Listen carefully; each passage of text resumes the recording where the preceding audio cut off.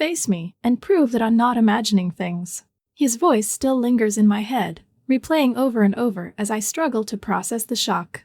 Mark, my stepfather, has never spoken to me like that before. His tone was unwavering, almost confrontational, and his eyes held an unfamiliar intensity. I know exactly what he meant, even if I refuse to acknowledge it. A few weeks ago, everything started to shift. Mark's attention toward me grew in ways that felt different from the usual parental concern. At first, it seemed harmless, thoughtful little gifts, passing compliments, and occasional invitations to sit with him in the living room when my mother was away. I assumed he was just being kind, but as time went on, his actions took on a more ambiguous, unsettling nature. I remember the day I wore the short dress he had given me. It was an ordinary afternoon and I had been in a good mood. I sat in the living room while he read the newspaper. Out of nowhere, he set the paper aside and said quietly, "You have no idea how special you are." I managed a small smile. I understood the deeper meaning behind his words, even if I chose not to respond. I decided then that I would observe his actions carefully. I would wait, watch him closely, and let him show his true intentions. That night, the house was unusually quiet. My mother had gone to bed early and I was left alone with Mark. As the evening wore on, his presence became more insistent. He moved closer and his tone grew even more personal. Every word, every gesture hinted at a boundary he was eager to explore. I sat still, my mind racing with conflicting thoughts. I was aware that his approach was uncustomary, yet I felt a strange thrill at the prospect of testing his resolve. I resolved to remain composed and to wait for the moment when he might reveal his genuine self. The quiet in the room was almost tangible. I watched him carefully as he made deliberate movements, the way he adjusted his seat, the way his hand lingered near mine even when he pretended to read. It was clear that he was exploring limits. In those moments, I realized that he saw me not as the young girl I once was, but as someone who could be shaped into his idea of perfection. I sensed where this was heading, yet I chose not to interrupt his process. Then came the moment that changed everything. Later that evening, while we were sitting together in the living room after dinner, Mark leaned in. His voice dropped to a low, steady tone as he repeated, "Turn around and show me that I'm not mistaken." The words hung in the air. I felt a mix of apprehension, uncertainty, and a subtle sense of empowerment. I stared at him, trying to determine if he was sincere or if this was just another one of his subtle tests. I took a deep breath and met his gaze evenly. "I know what you're implying," I said calmly. My voice was steady even as my heart pounded. I did not raise my voice or act rebellious, but my expression gave nothing away. In that charged silence, I knew that every move from now on would influence the course of our relationship. I had to be careful to balance my caution with the need to stay true to myself. I was not ready to surrender my independence completely. As the minutes passed, I felt the weight of his words settle over us. Mark's eyes never left mine, and I sensed that he expected a response, a sign that I would either welcome or decline his approach. I chose to remain silent, letting the quiet build until it was almost tangible. Every second felt like an eternity, and I knew that the choices I made in the next few moments would be pivotal. I also realized that I was at a crossroads. If I allowed him to continue in this manner, nothing would ever be the same. Yet part of me was curious about where this intricate game would lead. I had to remain alert. I decided then that I would not be a passive participant in this delicate scenario. I would observe, learn his moves, and use my understanding to guide the situation, whatever the cost. The quiet in the room was profound. I could hear my own breathing as I weighed my options. I recalled every compliment, every ambiguous gesture from the past few weeks, and understood that the situation was evolving quickly. Tonight was a turning point. I could almost sense that what happened next would change everything. And I braced myself for the inevitable challenge of wills. I know that the coming moments will be even more intense.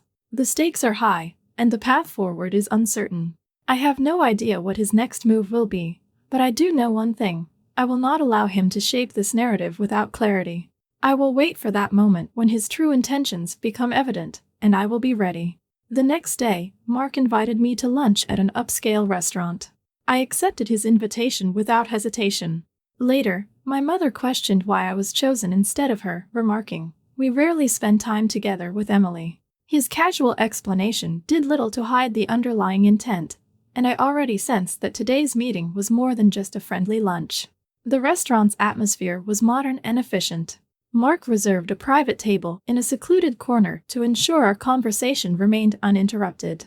Once we were seated, he ordered a costly bottle of wine and arranged for the service to be discreet. Every detail was handled with precision, as if designed to create an environment where nothing would distract from the discussion. Mark began the conversation by discussing practical matters about my future. "You should think more about yourself," he said steadily while maintaining direct eye contact. "You have the potential to achieve everything you want if you focus on your own ambitions." As he spoke, his hand rested briefly on mine, a touch that was deliberate and measured. Although his tone was composed, I sensed that his interest in me extended beyond simple concern. I responded with a controlled nod and a slight, non-committal smile. I was fully aware that every word and gesture was carefully planned. Despite his outwardly supportive language, the subtext of his remarks hinted at a personal agenda. The way he touched my hand, the intensity of his gaze, these small actions confirmed that our interaction was growing increasingly intimate. After our meal, Mark suggested we continue our conversation with a walk in a nearby park. "Let's get some fresh air," he said. The change in setting felt natural. The formal ambience of the restaurant gave way to the calm, orderly paths of the park. We left the restaurant together and walked side by side along the paved sidewalks, surrounded by neatly trimmed lawns and scattered benches. During the walk, the conversation shifted from general topics to more personal matters. After several minutes of quiet companionship, we reached a quieter area near a line of mature trees. There, Mark stopped and turned to face me directly. "You know, there is something more between us," he stated plainly. His tone was firm, and there was no ambiguity in his words. I maintained silence, choosing not to respond immediately. My silence was a way to gather my thoughts and assess the situation. In that brief pause, I felt a subtle shift in the balance of our exchange. Up until that moment, Mark had led the interaction, setting the terms and guiding our conversation. Now, I realized I might have the opportunity to express my own desires.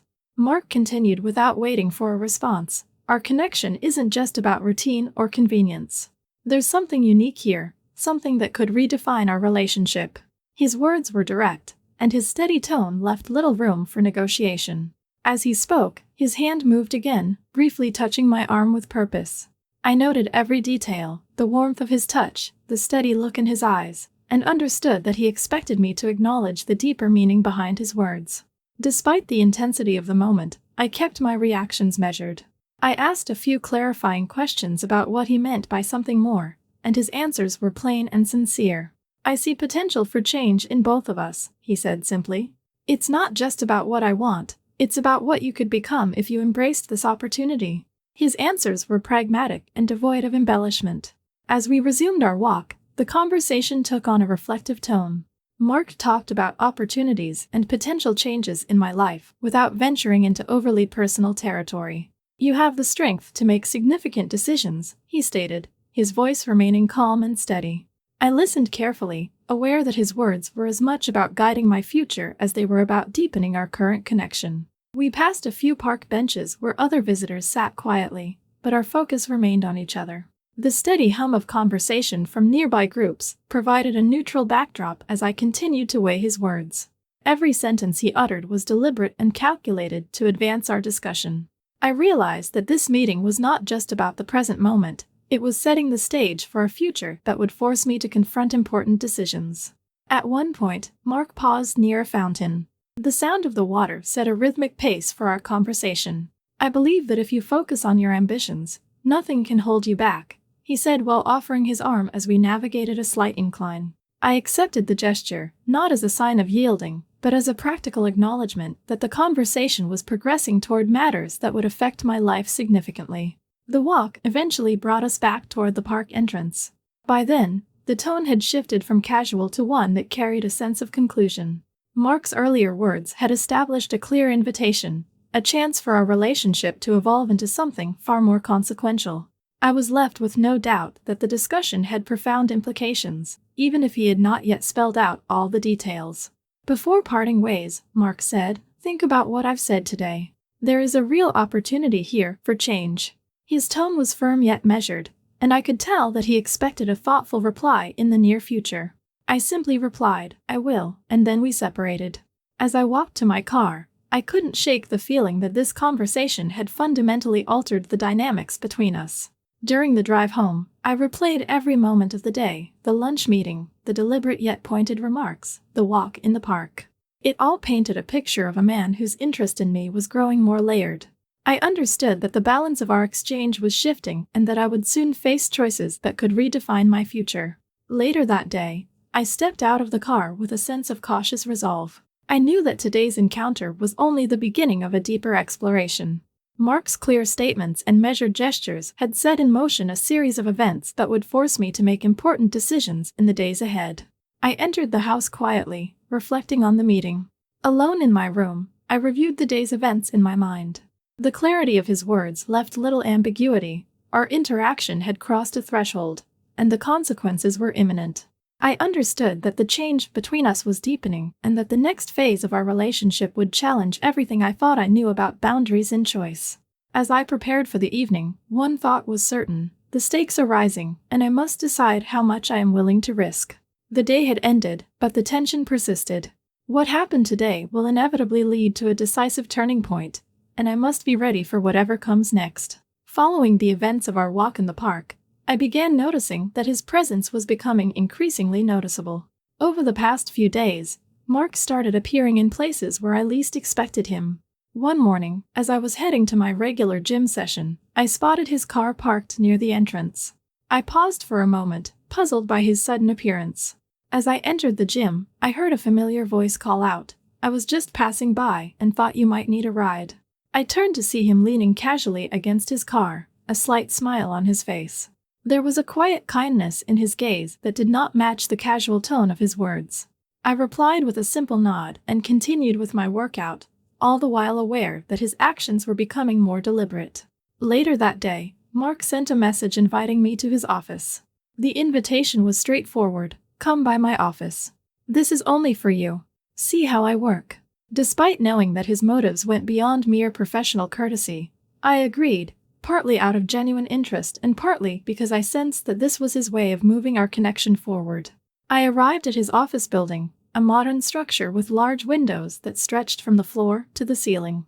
The space was sleek and meticulously organized, reflecting his personality and success. Inside his office, Mark greeted me at the reception before leading me to his private workspace. He pulled out a chair for me and motioned for me to sit next to him on the desk. Several folders and electronic devices were arranged neatly as he began to show me his ongoing projects.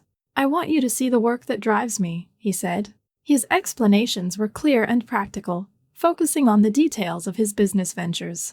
However, as the minutes passed, the conversation shifted from work to a more personal note.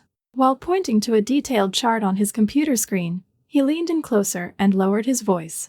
"You're the only one who truly understands me," he said softly, his words carrying an intensity that invited a closer connection.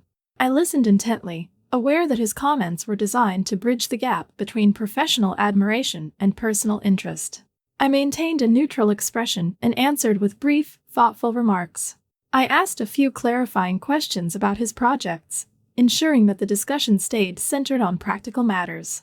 Despite my efforts to steer the conversation toward work, I could sense that Mark was carefully choosing his words to leave a lasting impression. His behavior was deliberate, and every action seemed intended to deepen the connection between us. That evening, as the day came to a close and my mother had already returned home, I went back to my room only to find a neatly folded note on my desk. The note was short and direct: "We need to talk in private. Don't make me wait." The message was clear, and it added a new layer of urgency to the evolving nature of our interactions. It was Mark's way of indicating that he wished to take our connection further. I spent the rest of the evening reflecting on the note. I reviewed all the events of the past few days, his unexpected appearances, the measured yet intimate conversation at the gym, and now the invitation to his office that had ended with his personal remark.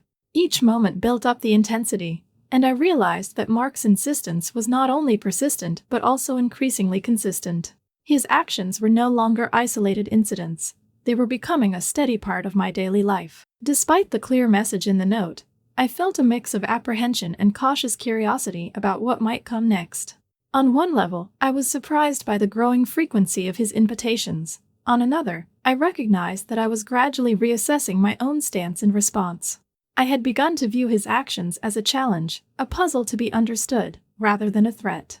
I knew that my next steps would have significant consequences for how our relationship developed. The note left me with a decision to make. Should I address Mark about his behavior or allow the situation to continue evolving on its own? My mind raced through the potential outcomes. There was no easy answer. The opportunity for a deeper connection was undeniable, but so were the risks.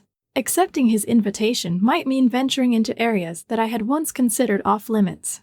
I resolved to take some time to think through my options. The note was a clear indicator that Mark intended to proceed without hesitation. I knew that the next phase of our interaction would force me to choose between maintaining my distance or embracing a situation that could redefine my future. Before the day ended, I made a quiet promise to myself. I would not be caught off guard by his next move. I would consider every word and gesture carefully, ensuring that I maintained control over the direction of our relationship. The events of the day had reached a turning point, and I was aware that the stakes were higher than ever. One evening, Mark invited me to a concert. "It will be unforgettable," he said. Despite my reservations, and despite my mother's repeated, thoughtful questions about why he spent so much time with me, I agreed to go. The concert hall was packed and the atmosphere charged, but my focus was fixed on Mark. Throughout the performance, he appeared somewhat nervous yet did his best to project calm assurance. I noticed every subtle shift in his behavior, understanding that his mood had evolved from casual to something more sincere. After the concert ended, we left the venue together and headed to a nearby bar. The change in setting felt natural. In the subdued lighting of the bar, away from the noise of the concert, our conversation took on a more personal tone. As soon as we settled at a small table in a quiet corner, Mark leaned forward and said, "You know, I am willing to do anything for you." His tone was direct, leaving little room for misinterpretation. At that moment, his hand reached out and touched mine. I withdrew my hand slightly, a brief reaction that masked both my surprise and a quiet recognition of his genuine vulnerability. Trying to keep the situation balanced, I offered a small smile. I knew that Mark's actions were moving our relationship into new territory. "I need to understand your intentions more clearly," I said. "Why do you always hesitate, Mark?" My tone was calm yet probing. My question was intended to prompt an honest explanation, not to provoke an argument. Mark's eyes dropped to the table, and he hesitated before looking up again. The brief silence between us was filled only by the soft background music and quiet conversation. I waited, knowing that his response was important. Finally, he met my eyes and said quietly, "Because I am afraid of losing you." His admission was succinct and plain. There was no elaborate declaration, just a simple statement that carried the weight of vulnerability. I noted the slight tremor in his hand as he spoke and the way he avoided lingering on my gaze. His confession revealed a softness I had not anticipated in someone who always appeared so assured. I took a moment to process his words before replying in a measured tone. "I appreciate your honesty, Mark, but you need to understand that I am not someone to be won over by promises alone. I need clarity and consistency." My response was straightforward and left little room for further ambiguity. I wanted him to understand that while his confession was sincere, it did not resolve the underlying questions in our evolving relationship or justify the growing familiarity. Mark remained silent for several seconds, his eyes fixed on the table as if gathering his thoughts. The tension at our table had shifted noticeably. What he had just admitted and what I had said in response marked a turning point in our interactions. It was clear that our dynamic was changing, moving from a series of cautious gestures to a conversation about our true feelings. In that quiet moment, with the ambient noise of the bar fading into the background, I realized that our next steps would have lasting consequences. I finished my drink in silence, letting the weight of our exchange settle. Mark's next words, or even his silence, would shape the future of our connection. As I looked at him, I knew that we had reached a decisive moment, a point where I needed to decide whether to embrace his persistent invitations to deepen our connection or to assert my own boundaries more clearly. The night was far from over, and the decision that lay ahead would ultimately shape everything that followed. The next evening, I found myself alone at home again. I had chosen the tight dress that Mark always admired, knowing it would capture his attention. As I made my way downstairs, I could already sense a gentle anticipation in the air. Mark was waiting in the living room with a glass of wine in his hand, his posture calm, but his eyes reflecting a subtle eagerness. When I sat down beside him, he broke the silence with a low, measured tone. "Do you know what you do to me?" His hand moved and rested on my shoulder. This time, I did not pull away. I met his gaze directly and replied, "And are you sure you want this?" My words were simple and direct, leaving little room for misunderstanding. Mark leaned in closer, his presence warm in the small space of the living room. I could feel his gentle breath as he whispered, "I can't hold back any longer." His hand slid slowly down from my shoulder toward my waist. The room fell quiet except for the steady sound of our breathing. Every movement was deliberate, and the intensity between us was evident. For a moment, I allowed him to continue, to feel the closeness of his touch. Yet, at the very last second, I pulled back. "Mark, you have to prove that I can trust you," I said firmly, locking eyes with him. My tone was even and determined. His expression shifted instantly, surprise and uncertainty replacing the ease he had shown moments before. He paused, searching for the right words as he tried to explain himself. Before he could respond, the sound of the door opening interrupted the quiet. My mother stood in the doorway, her face a mixture of shock and concern. "What's going on here?" she exclaimed, her voice rising in alarm. Mark began to stammer an explanation, his words stumbling as he tried to justify his actions. I raised my glass of wine, holding it steadily as I addressed him. "Mark, I thought you were stronger." My voice was clear and unwavering. My words were not meant to be harsh, but they carried a weight that left no room for further excuses. The concern in my mother's eyes grew, and without another word, she stepped forward. Her presence was firm, and she gently escorted Mark out of the house. That very night, the door closed behind him, and the quiet that followed was filled with the unspoken promise of change. I stood there for several minutes, processing what had just occurred. The conversation had ended abruptly, leaving behind a mix of relief and uncertainty. I felt a subtle sense of empowerment, as if I had reclaimed control over a situation that had been evolving unpredictably. I had navigated the challenge until the very end, and now, with Mark gone, it seemed that a new balance had been established. Yet, even in that moment of apparent resolution, the reality of the situation pressed in. I knew that the decisions I made in that instant would have lasting consequences. The dynamic between us had been complicated for so long, and now the final act had unfolded in a way that left no room for retreat. I sat back down on the sofa, my thoughts racing as I tried to make sense of everything. Over the past few weeks, Mark's behavior had escalated steadily, from gentle comments and careful gestures to more direct expressions that blurred every line. From our tense lunch meeting to the walk in the park, and then to the private conversation in his office, every encounter had built up to this moment. His persistent attempts to guide our interactions were now revealed for what they were, a carefully controlled dance in which he tried to set the pace. Tonight, in the living room, with my mother's unexpected intervention, the final act of that dance had reached its turning point. I took a slow sip of my wine, letting the cool liquid ground me in the present. The room was quiet again. The only sound was the distant murmur of the night outside. My mother's footsteps receded down the hall, and I was left alone with my thoughts. The conversation had forced me to examine not only Mark's intentions but also my own hopes and reservations. I had long suspected that his interest was never purely about support or admiration. There was always a personal cost attached to every interaction, a cost that I was not willing to bear without clear proof of trust and mutual respect. I recalled the moments from earlier in the evening, the way his hand hesitated on my shoulder, the intensity in his eyes when he spoke those few words. I had seen enough to know that if I allowed the situation to continue without genuine commitment, I might lose sight of who I was. Tonight had been the moment of clarity. My decision to step back and insist on earning trust was a stand I needed to take.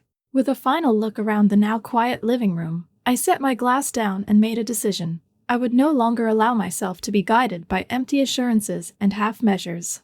I resolved to take charge of my future, even if it meant facing difficult truths and making hard choices about the relationships that defined my life. In that decisive moment, I understood that everything was about to change. The stakes had never been higher, and the next steps would require all the strength and clarity I could muster. I would wait for the outcomes, prepare for the conversations that were sure to follow, and, most importantly, ensure that my own needs and boundaries were respected above all else.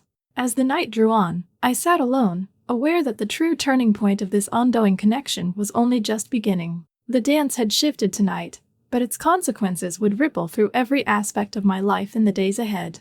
With a steady breath and unwavering resolve, I prepared myself for whatever came next, knowing that I had finally reclaimed the power that was always rightfully mine.